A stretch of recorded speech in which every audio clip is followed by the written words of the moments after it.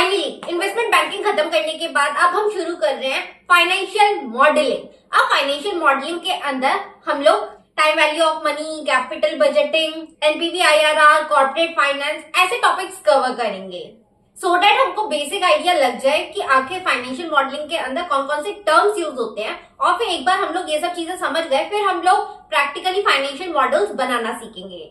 So hey guys, welcome back into my channel. Guys, I hope आप भी उतने ज्यादा इंटरेस्टेड हो फाइनेंशियल मॉडलिंग वाले पार्ट को शुरू करने के लिए जितना कि मैं हूँ। मतलब जैसे इन्वेस्टमेंट बैंकिंग खत्म हुआ मैं तो बहुत खुश हो गई कि यार चलो फाइनेंशियल मॉडलिंग करेंगे। ठीक है, तो without do let's get into the introduction video of financial modelling. यार एकदम सिंपल लैंग्वेज में ना फाइनेंशियल मॉडलिंग ना एक तरह की प्रॉब्लम को सॉल्व करना इन अ स्ट्रक्चर्ड वे।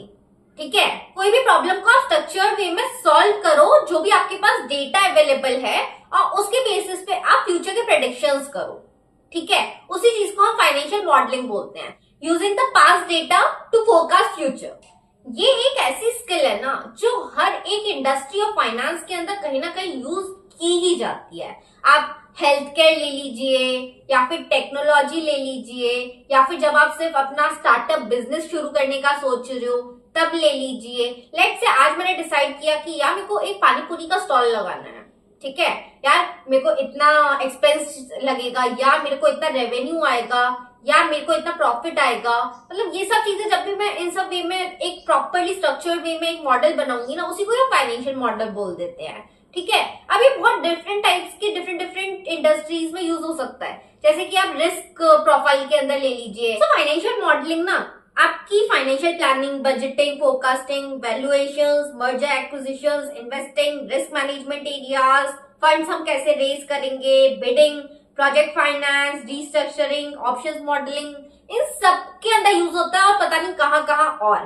तो मैं आपको यही चीज समझाना चाह रही थी कि इसका स्पेसिफिकेशन सिर्फ एक ही पर्टिकुलर सेगमेंट ऑफ फाइनेंस के साथ नहीं है। ये एक तरह से ऐसा स्किल है कि हम लोग इसको ना कहीं पे भी किसी भी दूसरे अपने फाइनेंस प्रोफाइल के अंदर यूज कर सकते हैं। ठीक है, बस आपकी जो मॉडलिंग होगी वो थोड़ी डिफरेंट हो जाएगी। जैसे आप रिस्क के लिए कर रहे हो तो उसको हम रिस्क मॉडल कह देंगे। तो यार ये वाली चीज रहती है। तो कहने का मतलब हमको ये वाली चीज ना थोड़ी ढंग से सीखनी पड़ेगी। इसलिए हम लोग जितना आराम से इस वाले चैप्टर को लेके जा पाएंगे हम लेके जाएंगे, क्योंकि हमें कोई जल्दी नहीं है। लेकिन हमको थोड़ा अच्छे से समझना है, क्योंकि यार जब हम इंटरव्यूज के लिए भी जाएंगे तो हमसे ये वाले क्वेश्चंस थोड़े अच्छे से पूछे जाएंगे फाइनेंशियल मॉडलिंग से रिलेटेड, राइट। तो आज मैंने एक बस एक इंट्रोडक्शन वीडियो ही बनाने का सोचा है कि हम लोग थोड़ा जानने की कोशिश करते हैं। सो नाउ लेट्स टॉक कि हम लोगों के स्टेप्स क्या क्या होते हैं फाइनेंशियल मॉडलिंग के अंदर। ठीक है, सबसे पहले हमको ऑब्जेक्टिव क्या है मेरी स्टडी का, ये जो मैं मॉडल बना रही हूँ ये मेरे माइंड में क्लियर होना चाहिए। लेट्स से मैं अगर एक पानी पूरी का ठेला लगाना चाहती हूँ तो भी मेरे को पता होना चाहिए कि इसका ऑब्जेक्टिव क्या है, मैं इस मॉडल को क्यों बना रही हूँ।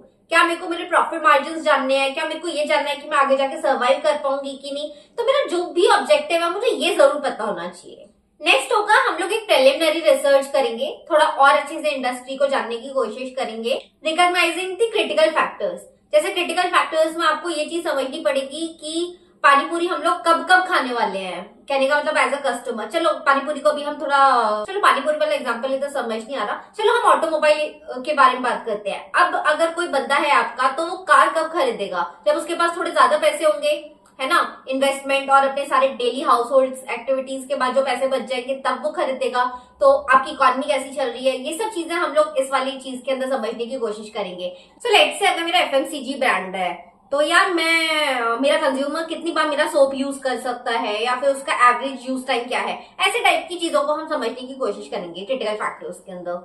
नेक्स्ट स्टेप होगा हम लोग हमारी जैसी दूसरी जो कंपनीज अवेलेबल हैं हम उनके बारे में रिसर्च करने की कोशिश करेंगे कि आखिर उनका क्या प्रॉफिट मार्जिन चल रहा है, क्या है। उस बेसिस पे हम अपनी एनालिसिस को भी थोड़ा चेंज करने की कोशिश करेंगे या फिर उसको और थोड़ा रीजनेबल बनाने की कोशिश करेंगे। ठीक है, जब हमने ये ऊपर वाले सारे स्टेप्स कर लिए इसके बाद हम लोग अपना खुद का एनालिसिस करेंगे कि क्या हम लोगों ने इस चीज से समझा।